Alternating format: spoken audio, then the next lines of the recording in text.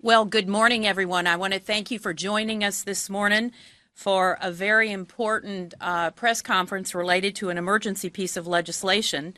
I'm mindful today, and you may be as well as you look at my colleagues, that today we're also recognizing the Legislative Women's Caucus Denim Day, which is another form of hatred and brutality that had been directed towards women.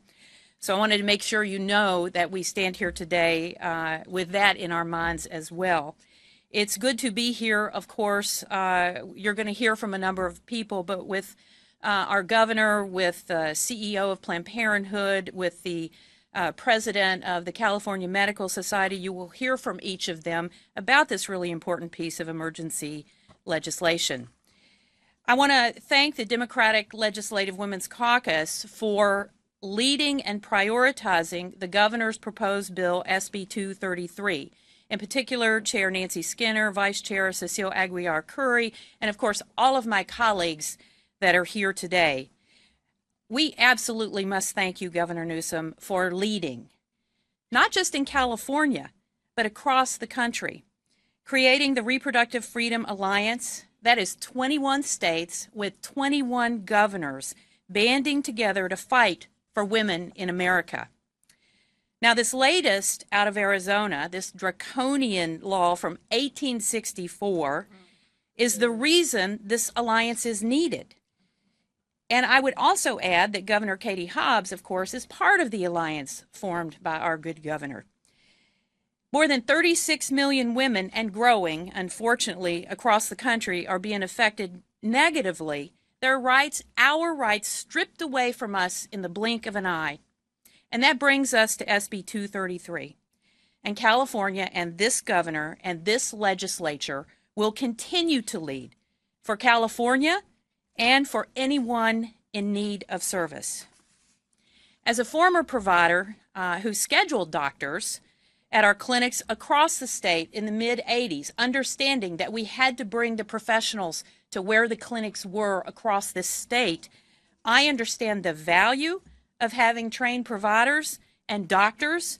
I applaud the creativity, the practicality, and giving doctors the opportunity to continue to serve their patients. So let's get this done. Let's continue to be a beacon for those across this country and provide help where we can. And with that, let me introduce my colleague in the Assembly, Assemblymember Dawn Addis.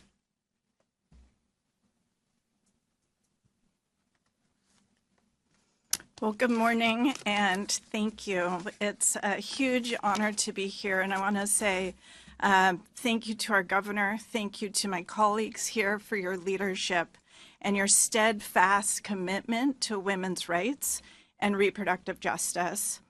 I'm Dawn Addis, representing Assembly District 30. I'm a proud member of the Select Committee on Reproductive Justice, a former Planned Parenthood Central Coast Action Fund board member, and a founder of the 2016 Women's March in San Luis Obispo, when we thought it really couldn't get worse, and it has, and so we're here today.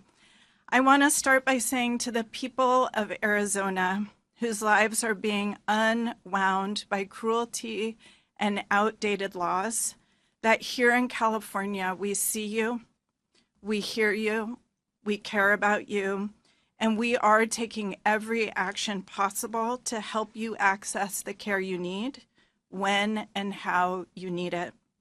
We stand here today witnessing horrific setbacks to the progress our mothers and grandmothers fought so hard for.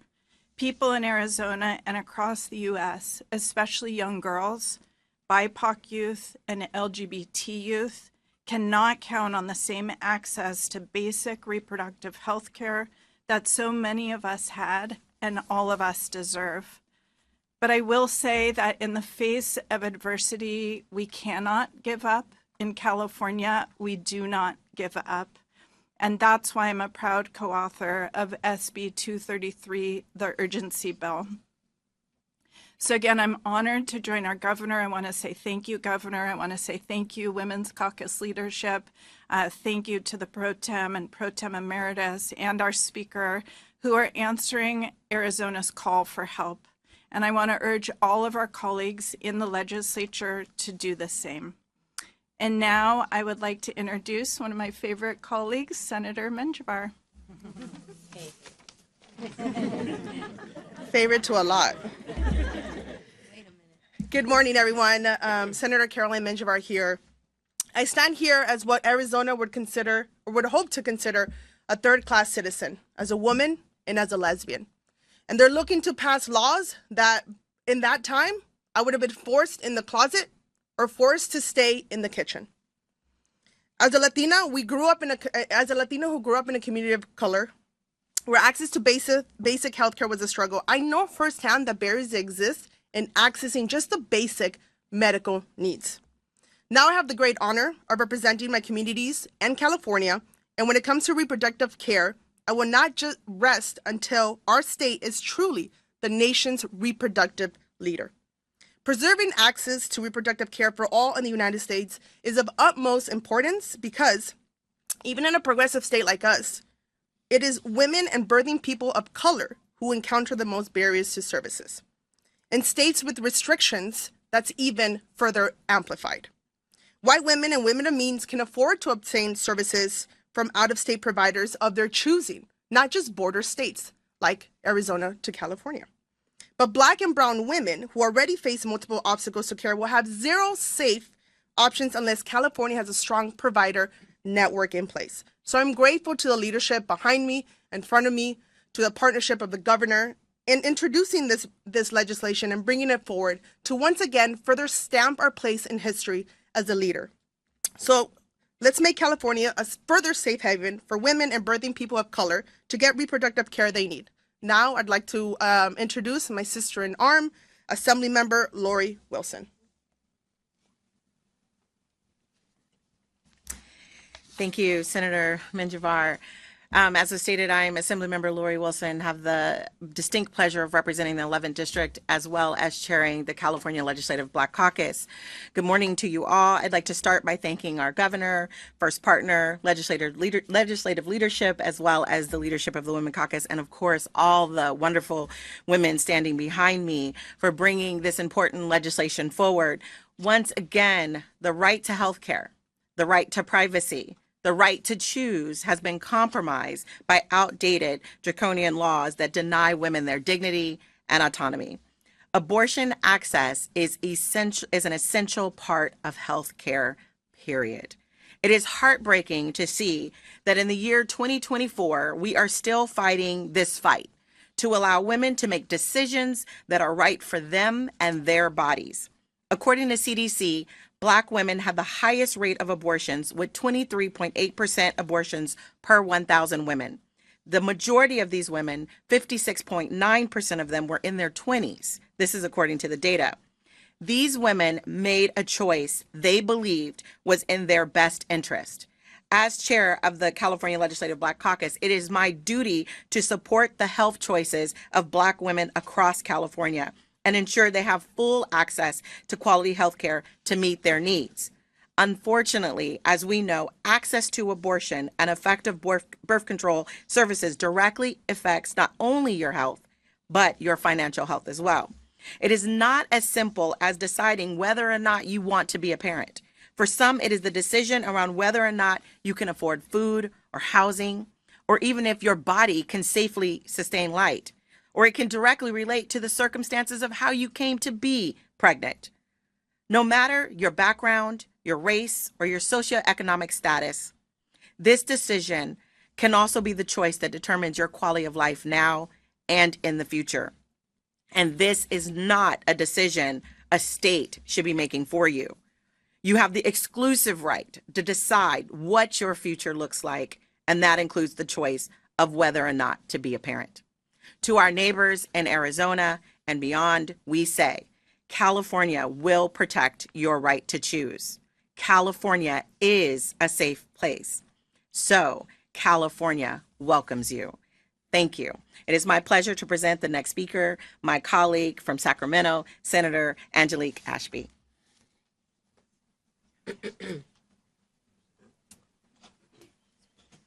What an honor to get to be here with this all-star lineup. I am proud to do so. Good news. Today is about good news. This is really good news for the women of Arizona. In California, the largest caucus in our legislature is standing right behind me. It's all about the women in California. And we, thankfully, have a governor who stands with us, which is going to allow us the moment to stand with you. I want to thank Senator Skinner and Assemblywoman Cecilia Aguiar Curry for having the courage to bravely step forward, join our governor immediately, and put this bill in front of our legislative colleagues, including myself. I have the honor of being the chair of the Business, Professions, and Economic Development Committee, which may have you thinking, what does that have to do with this today? Well, that is where this bill will go. And it is not unusual for California to talk about what doctors might be able to practice in California, where we might work with other states to bring people into California to provide services. But today is particularly important because today we have the opportunity to help women who woke up last week with fewer rights than their mothers have had for their lifetime. It's not right. This is about bodily autonomy, being in charge of your own decisions and your own welfare and what happens for you in your lifetime. I think it's ironic that we're all wearing jeans today because it's Denim Day. Denim Day is about a court case where a rapist used the fact that his victim was wearing jeans as part of his successful defense. Imagine your clothing choice in the morning determining whether or not you get raped today. And by the way, if you are in Arizona, you're going to have to keep that baby. No longer, because your doctor can come here to California and work with us. I appreciate everyone working on this bill. It is my absolute honor to introduce to you the doctor in the mix today, President of California's Medical Association, Dr. Tanya Spiritos.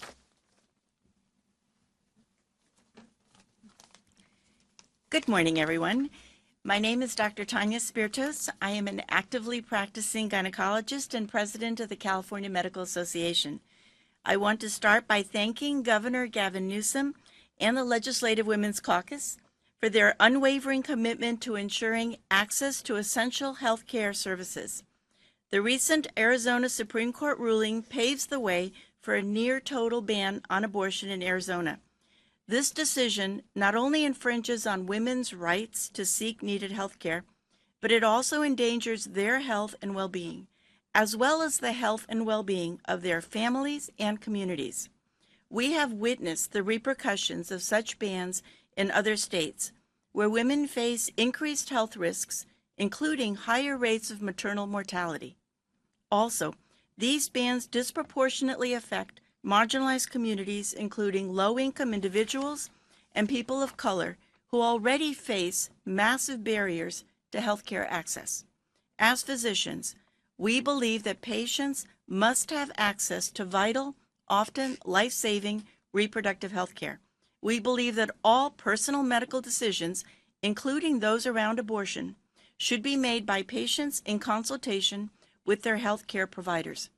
By banning virtually all abortions in the state, the ruling will put physicians in harm's way for simply providing often life-saving medical care to their patients. The urgency bill introduced today will allow Arizona abortion providers to temporarily provide abortion care to patients from Arizona who have traveled to California for care. It is unfortunate that Arizona women will be forced to travel long distances out of their own state, away from their support network, to seek health care. But I am proud that California is stepping up to offer assistance. I applaud the governor and the Legislative Women's Caucus for their work to protect patients, and we at the California Medical Association look forward to helping to get this important measure passed. Thank you. It is my honor. It is my honor to introduce the next speaker, and that would be Jody Hicks, CEO and President of Planned Parenthood Affiliates of California. Thank you, Dr. Spiritos. And I'm here this morning, again, grateful to be in California. I do have to say, I'm also pissed off this morning.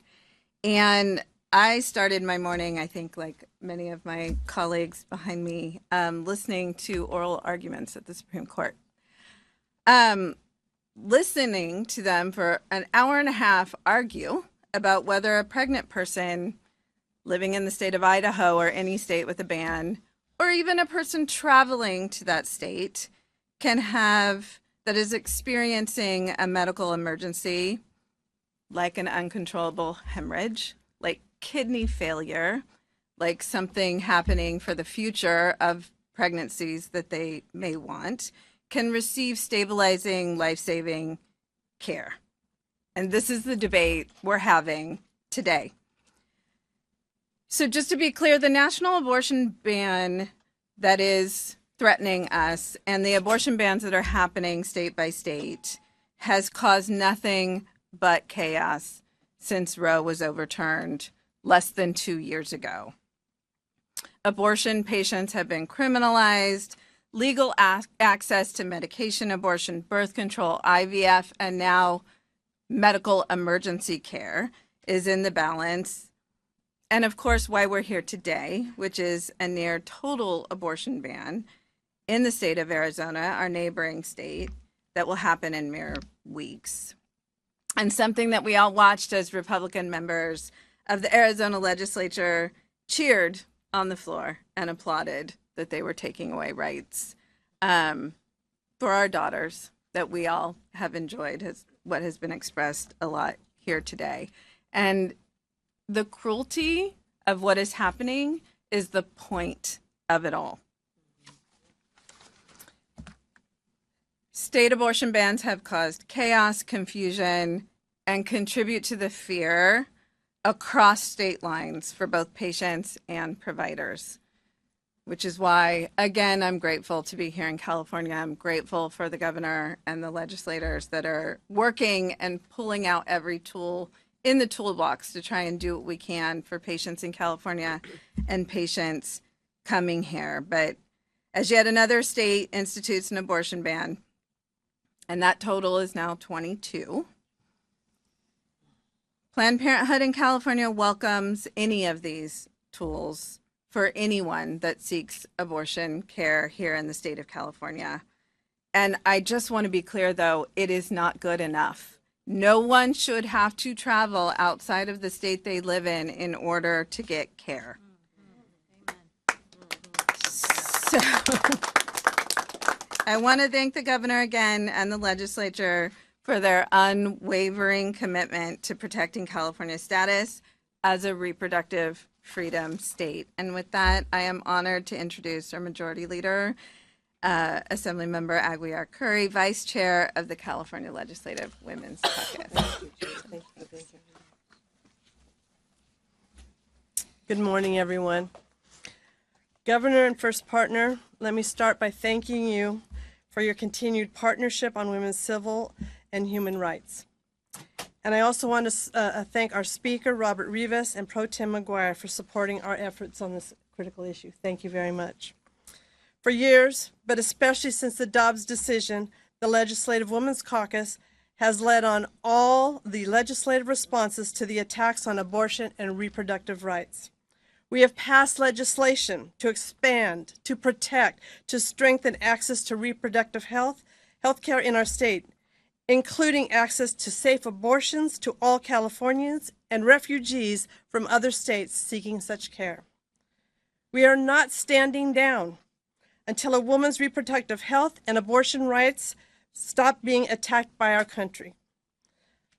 Some judicial appointees in states want to send us back to the Middle Ages, in fact, or at least to 1864, on people's reproductive health and abortion rights.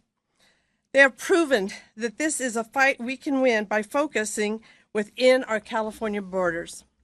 Here in California, we made a long-standing promise to be a refuge state for anyone seeking to exercise their rights, and we intend to keep it.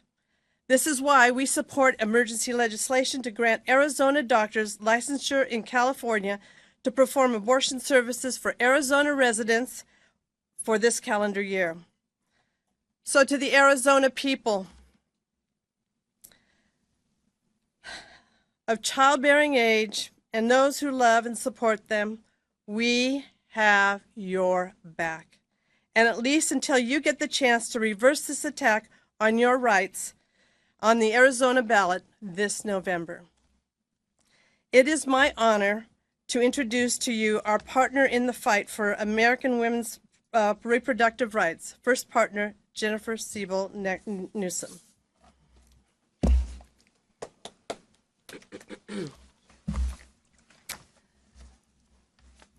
We're back. Back in this room again to condemn those who continue to fuel dangerous, divisive, and patriarchal political ideology at the expense of women's health and safety. But more importantly, we're back to follow through on a commitment that California pledged: to safeguard the reproductive rights and health of those who live in California and those who travel here to receive or provide abortion care.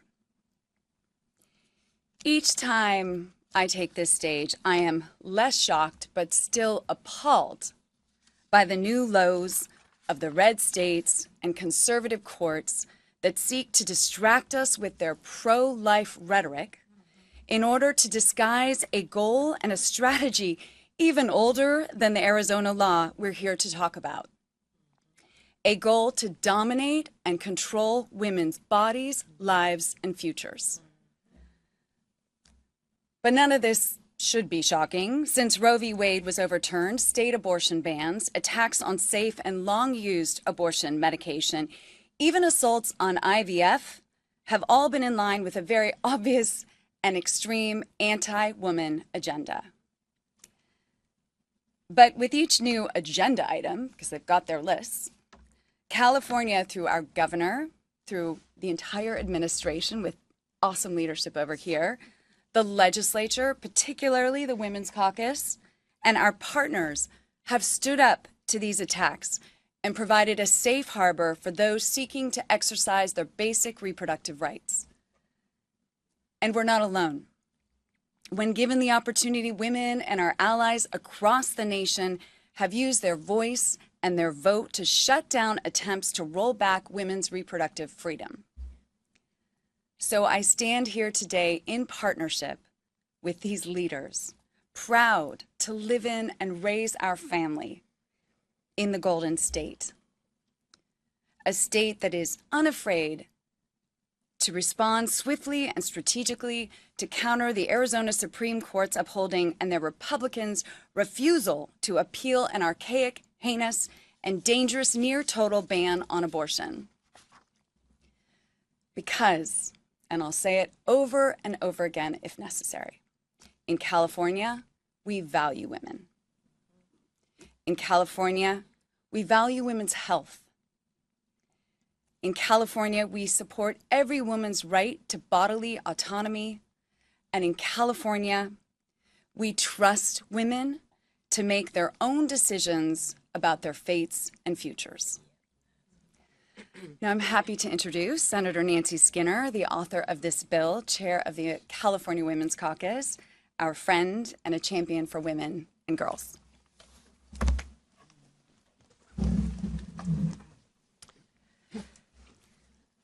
Thank you, First Partner, for being so clear about what we are facing. Such plain language and yet accurate. But thank you all, everyone gathered here, and all of my Legislative Women's Caucus colleagues who have spoken, and of course our allies, our CMA president and Planned Parenthood. Thank you, Governor Newsom. Again, I thank the members of LWC and our Speaker Rivas and Pro Tem McGuire.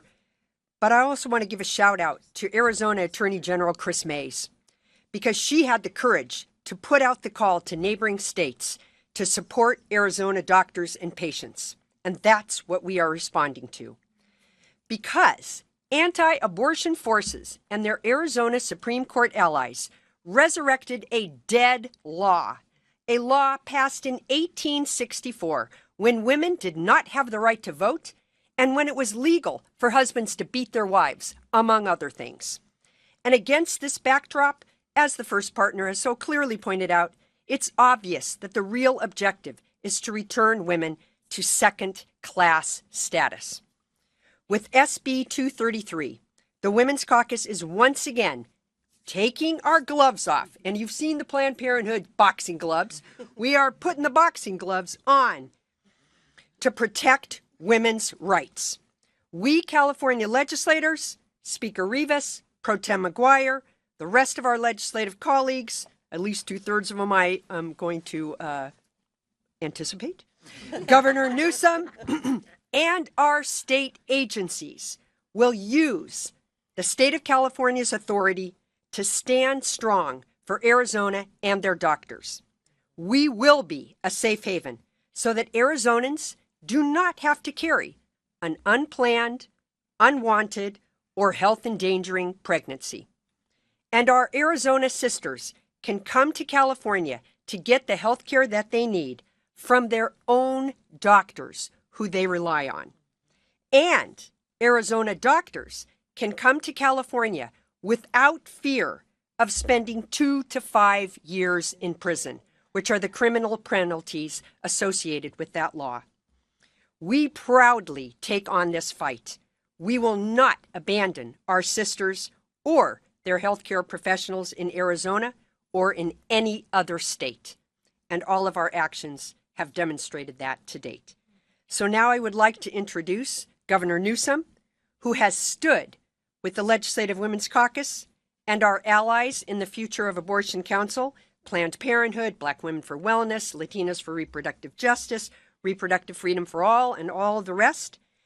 And he has spoken out loudly and proudly and signed every bill that we put forward to defend, protect, ensure, and expand access to reproductive services and abortion.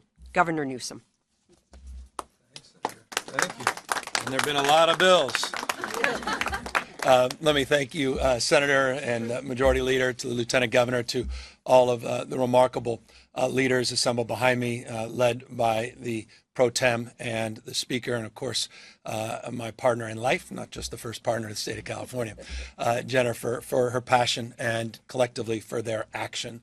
I don't want to belabor and I don't want to burden you with redundant thoughts. I just want to add additional considerations. 160,000 people across this country had to flee their states to access reproductive care, reproductive freedom last year. 160,000.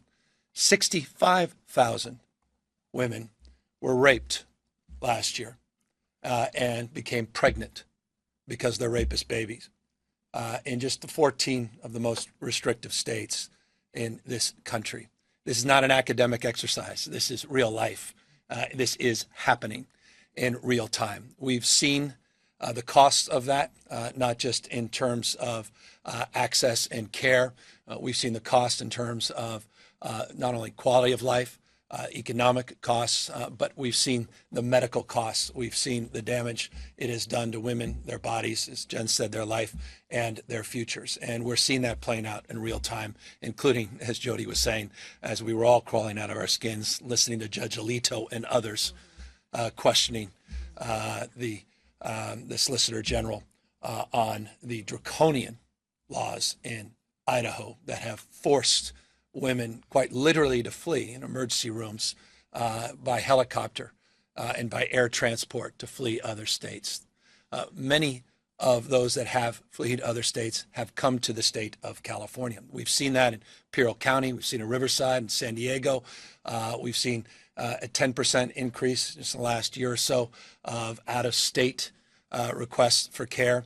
You've seen now in border states, the data is overwhelming. Between 2020 and 2023, post-Dobbs, the border states have increased care for out-of-state patients by 37%. This Arizona law is the first border state law that will directly impact the state of California. And rather than just acknowledging that fate and future. We're trying to get ahead of this law, which goes into effect on June 8th. And we are advancing a reciprocity frame that would allow the ability for those healthcare providers in good standing in Arizona to be able to provide that basic care to patients fleeing the state of Arizona into the state of California and support that access here in the state of California. This is a reciprocity law that should be familiar to many of you. It was established for military spouses last year in the bill that I was proud to sign. All of you supported SB 143, and you advanced and put on our desk. I'll just close. Just deep respect, deep gratitude for living in California. I'm just blessed, quirk of fate, to this remarkable group of leaders assembled behind me that not only get it, but get things done. And we just want, in the spirit of comments were made before, folks to know they matter, we care. When you're the size of 21 state populations combined, we have more at stake than any other state in America. A third of the patients that are served by Planned Parenthood alone are here in the state of California. No state has more to do and more responsibility to promote what needs to be done than our state. And so that's the spirit that brings us here together. And that's the spirit that I'm confident will bring 2/3, as the senator said, of the legislature to meet this moment head on and get this bill to my desk as quickly as possible. With that, we're here to answer any questions. Governor, have you had any discussions with Attorney General Chris Mays or anyone with the Women's Caucus just to confirm that this is exactly what they're looking for? Yeah, she reached out to our Attorney General, and I want to thank Attorney General Bonta that immediately called our office. She inspired this framework. She inspired this support. And we have been in contact. As it relates to the peculiarities of the legislation, we have not been working with her counsel in that respect, but certainly the spirit of what she was looking for. Governor, I understand this is like a response to what's happening in Arizona, but given this legislative tool, there are doctor shortages, healthcare shortages in California, in rural California. Why not use a tool like this for other kinds of healthcare shortages? Well, we've done it for military spouses. We have a lot of other tools that we're considering across the spectrum around telehealth and scope of practice, a lot of other issues that I want to litigate here, particularly the presence of the head of the CMA behind you to the right, and others. But look, we're mindful of that. It's both and. I mean, and let me just make this point as well. It's a point that needs to be underscored. I say both and. Look, we're not only mindful of that, we've been mindful of this larger issue for some time. The Legislative Women's Caucus led an effort to provide $60 million specifically to provide for those that need support for uncompensated care, including $20 million specifically set aside for travel that's already in the first 6 months benefited over 1,500 women.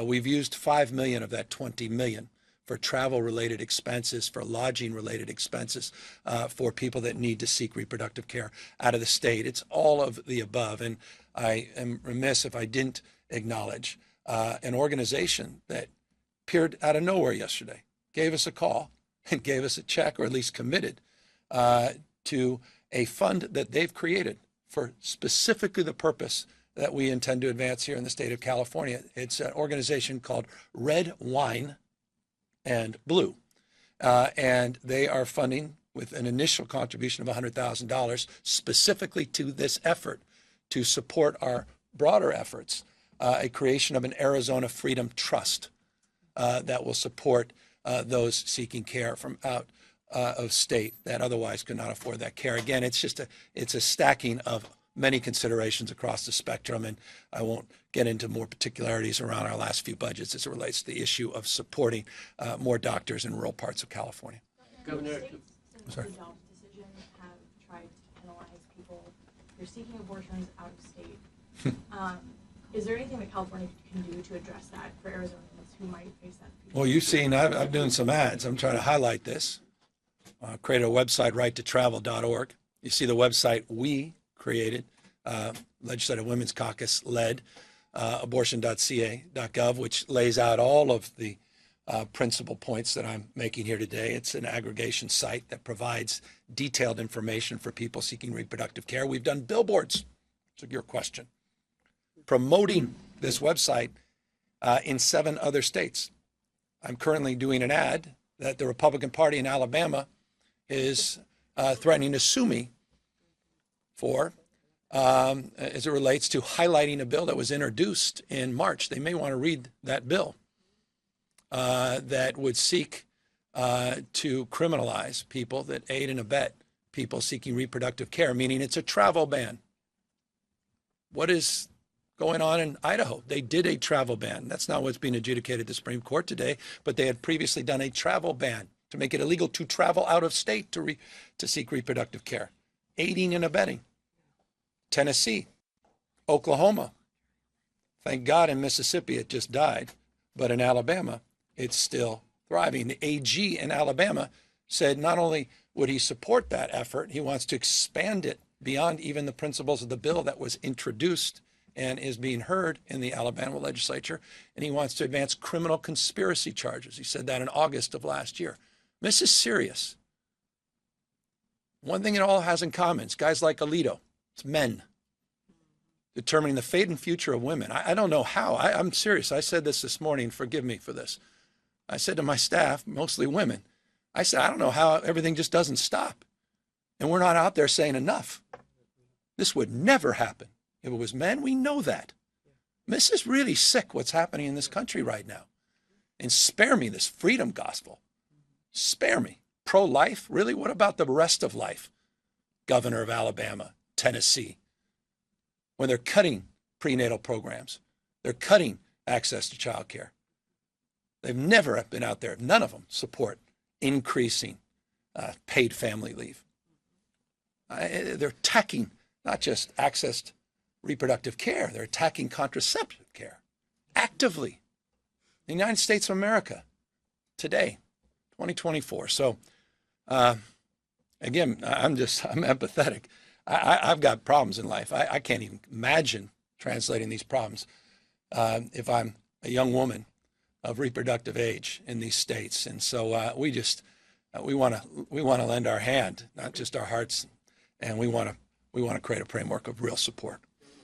Question, Governor. One, is this about continuum of care?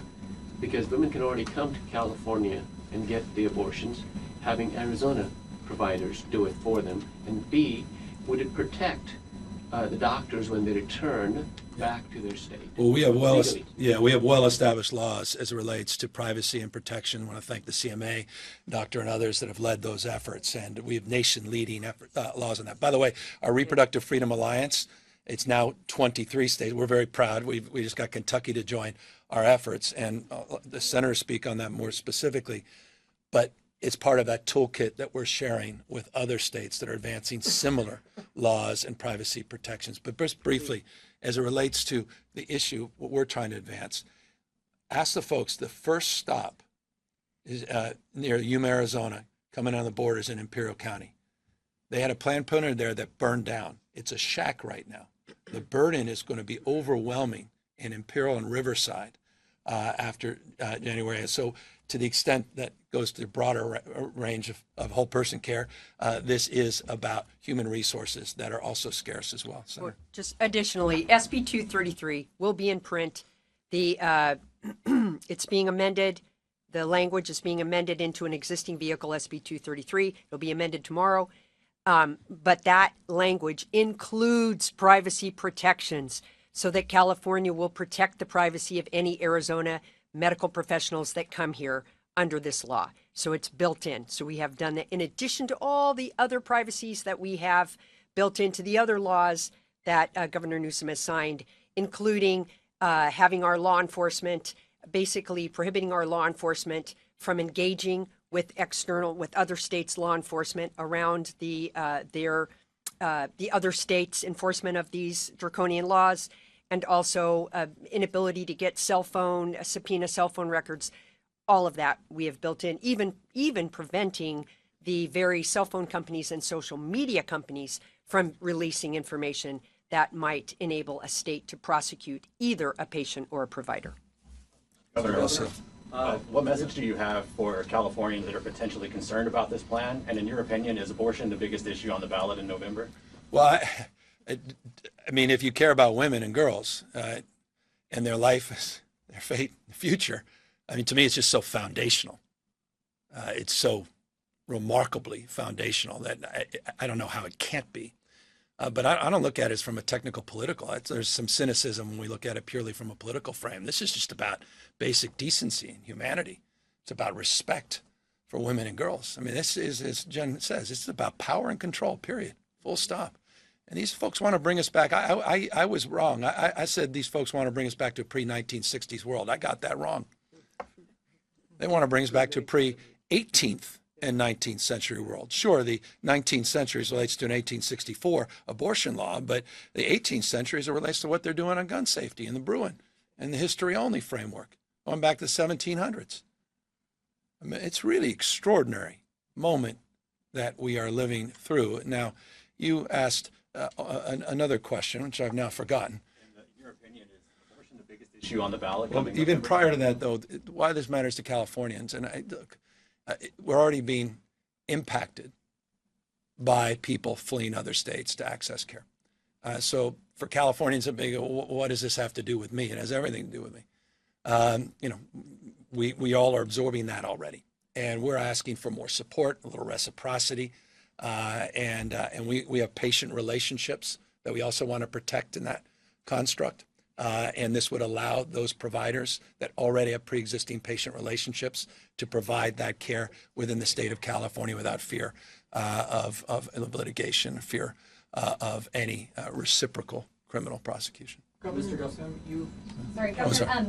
you mentioned that we lack some resources at the border. I'm curious, like, where would these abortions happen? Where would these doctors work? Any thought on? Well, let's ask the doctor and maybe Planned Parenthood. That's a broader question.